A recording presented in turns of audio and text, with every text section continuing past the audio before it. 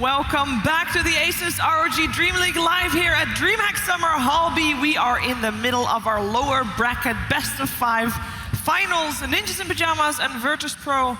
And we are 2 games in, and the score is Virtus.pro 2-0 rather for Ninjas in Pajamas.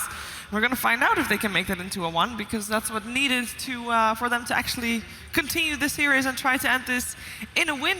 That game, though, I actually thought at some point Ninjas in Pajamas had it. Yeah, they were like extremely dominant. They were farming really well on era. And then there was just, honestly, the fight I picked for the drawing board is literally where I think the game completely changes. There was like a 12k net worth swing in this fight. It was just insane, lots of buybacks from NiP. And then they died again. So. Yeah, I mean, as you said, some of the parts of the game you felt NiP. I felt for the large majority, NiP had it. They were slowly building more and more of a lead, and every fight it just seemed that Era was always turning up the end, just clearing the house with the flat cannon hits. They had the brilliant plays from the Disruptor, just bringing people back in as they tried to retreat on the side of VP. And it was looking incredibly good for NiP until, as you said, this bit of a turnaround from VP. Yes. We can actually take a look at that turnaround on the drawing board, so it's time for Shanalytics.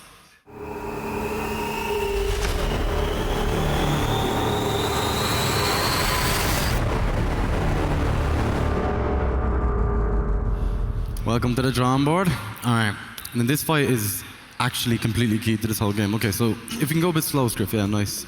So they start off and they get a nice stun on Illidan, but then Seal Kid gets lifted and stunned. Now, in these team fights, it's kind of hard to pinpoint someone who's doing it exceptionally well, because they're all doing so well. I mean, the big bit as well is you'll see Phobos in a minute. I think he comes in, he gets a 3-man vacuum into the wall, and at that point, BKB ulti as well. NiP are probably going, ooh, here we go. Ooh. He blinks over the call down as well. The whole time, Illidan's dealing damage, and Lil is pumping out these soul assumptions. He got 5 off in this team fight.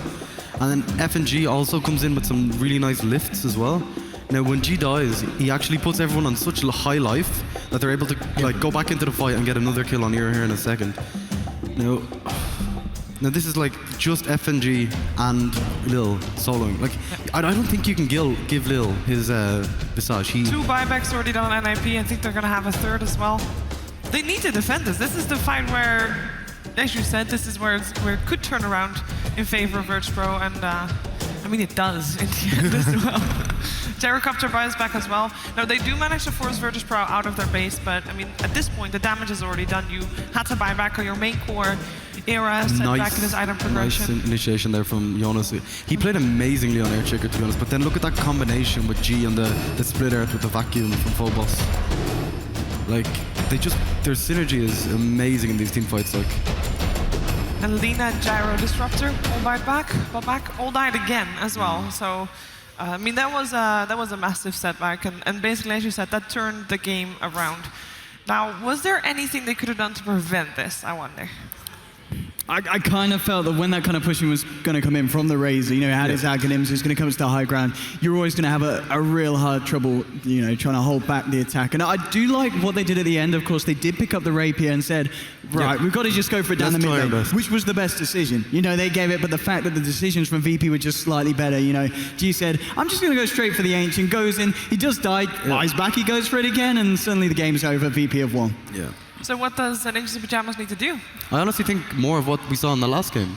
Like, they fought so well, they did really, really well in the early game, but it's just taking the fights that's like when they're defending a bit more carefully and maybe executing them a little bit better, and they honestly could have came on top in that game. Well, I'm hoping that the Queen of Pain that just got picked up by Virtus.pro, or not by Virtus.pro, by Ninjas in Pajamas, spoilers, is going to be going to Era, because we've seen him on those kind of fighting cores really fits, and I would hope that that is going to be for them the recipe to take the 3rd game and then force it to a game 4. We're going to find out if this is going to be their last game here at DreamHack Summer. It is time for game 3 between Ninjas in Pajamas and Virtus.pro.